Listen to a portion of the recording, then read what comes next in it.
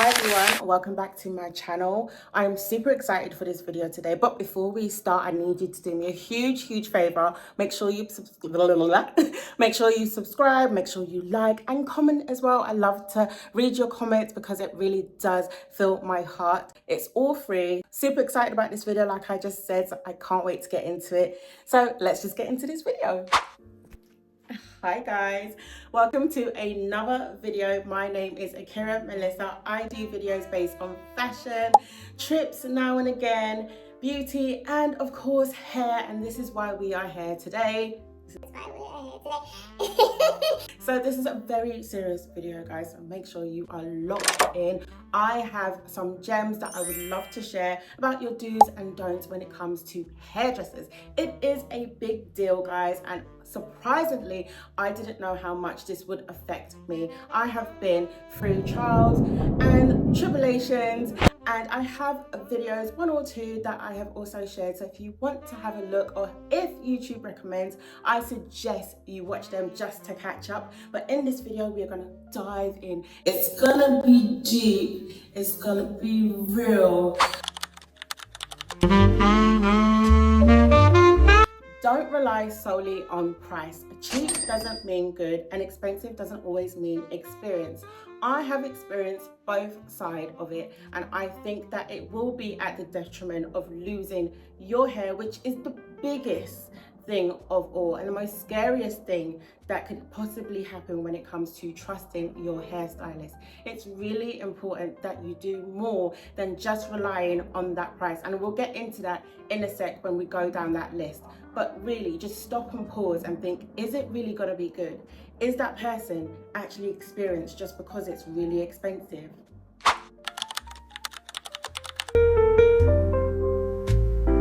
Number two, don't skip on doing your research. Walking blindly into a salon without doing any of your research, this could lead to a huge disappointment.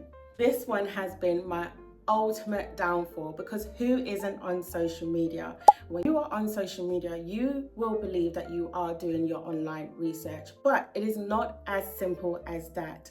Everybody is on social media, and these are where the hairstylists are. They are on TikTok, they are doing reels on Instagram, but we need to dive deeper. You need to find a safe search engine, whether that would be Google, Yahoo, or whatever, and find out for yourself what the reviews are online. So that might even lead you to their website, which will then lead you to their reviews and their star ratings. This is a very important step that you should not miss, so that you do not run the risk of being disappointed, aka losing your hair.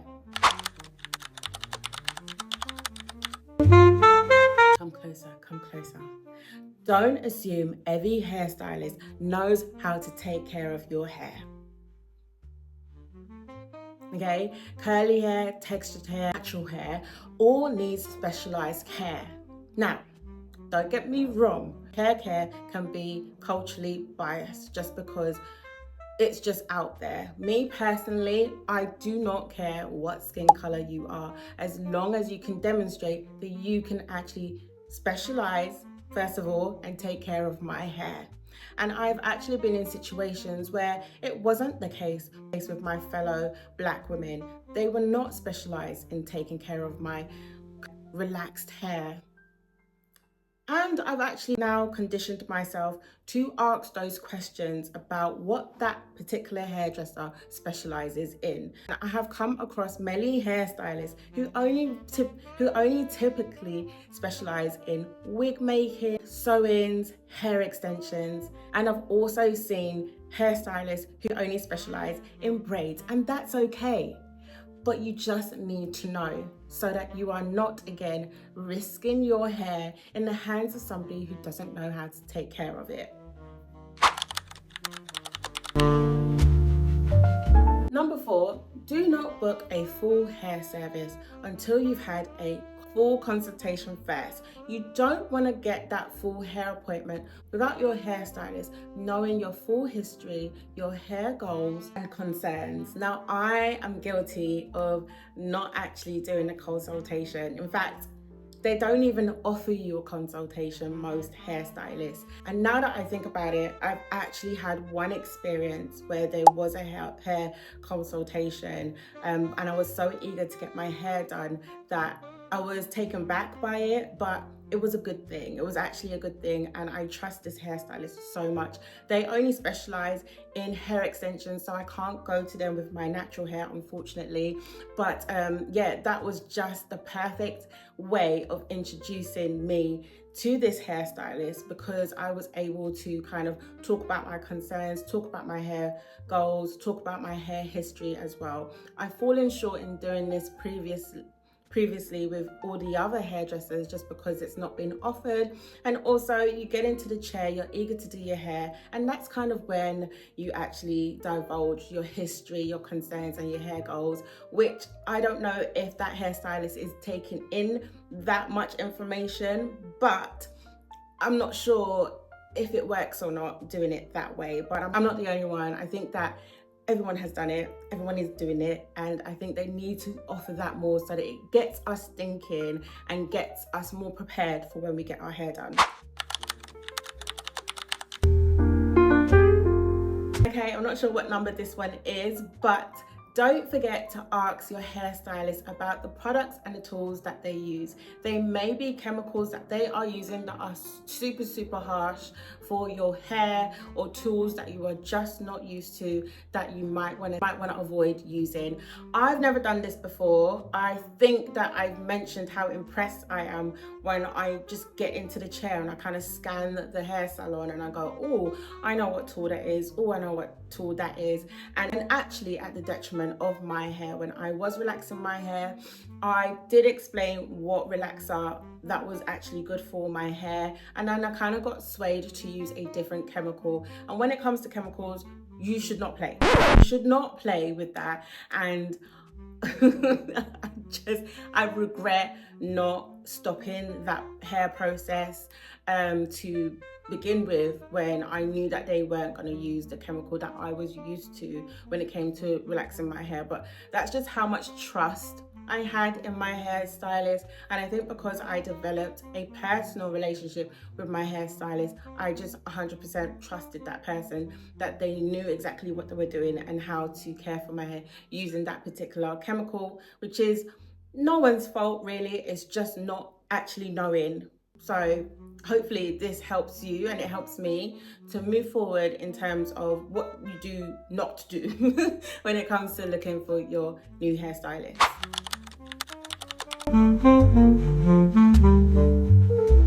Okay guys, we're almost at the end. This one is a big one. Don't rely on the salon's photos only.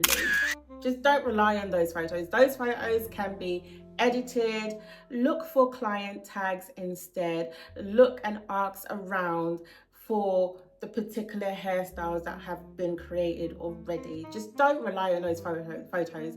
AI is a thing, girl, and I have been using AI myself and I love it, but I also hate it because it is used, anything that is good can always be manipulated and used in a bad way. So you just have to be careful for that. I think, yeah, you have to be careful with that. I don't think I've got any more to say than that, because that's very clear as day, right? Okay, so the last one, guys. Whew, we are at the end.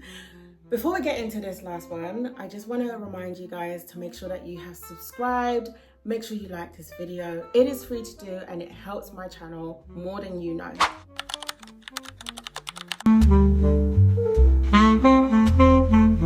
Okay guys, so this last one I think is quite emotional for me, because I just never knew that this would be possible. I still don't know how to navigate around it, but don't be afraid to walk away. Don't be afraid. If you do not feel heard, if you do not feel respected or safe in that chair, do not be afraid to leave. It's as simple as that. Do not allow the hairstylist to start on your hair. And even if you felt like it, during that process of your hair. I think that there is a respectful way that you can communicate to the hairdresser and just basically say, I do not feel okay to continue, right? And negotiate what it is that you need to pay. Now, I've heard some horror stories. I'm not gonna lie, it's very scary because you just don't know how that hairdresser is going to react. One in particular really shocked me, made me feel like, you know, this hairdresser was going to fight her customer and demand full pay, even though the hair was not completely done. So I think it is just wise to just have a moment at the beginning, listen to your instincts as well, and kind of just respect yourself when it comes to listening to your instincts, to be honest. Like, I had to pause there and think about it, and I'm just like, you've got to trust yourself before you trust anybody else. And so if you don't feel safe in that chair, if you don't feel respected or heard, just leave. Hopefully it doesn't cost you anything. I'm laughing now, but it is something that has resonated with me, and I've, you know, come home and thought to myself, why didn't I just leave that time? I did do a video previously. YouTube will probably recommend that video after you watch this, where the hairdresser was actually really cane-rowing my hair so tight, and in each cane row I had to say to her, please don't do it tight, please don't do it tight. She must have done about 12 cane rows for me, and I knew that I should have left at the first time I had to tell her, because I told her before, even sitting on a chair, I just don't want my hair cane rowed tightly, so please can we just avoid that?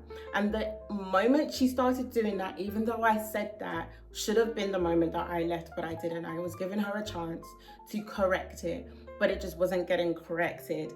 And so with that, there was like a domino effect of my hair hurt, where I did lose my hair in, I'm gonna cry. It's not bad because you can't really tell. It's been like over a month now, but I've never experienced hair loss in that way, and it was traumatic for me, and I just didn't know how to go around that. But all these things are learning experiences. It's made me come here today to create this video. So I hope you really enjoyed it and you've taken something from it. I'm gonna stop the video now because I don't want it to take 10 minutes of your time. I don't want to take all your time, but I will be back with what to do when you are finding a new hairstylist, and hopefully that video is going to be as informative as this video. But let me know in the comments, guys. I really like to read your comments, and I can't wait to see you again. Thanks for watching, and I love you. Bye, guys.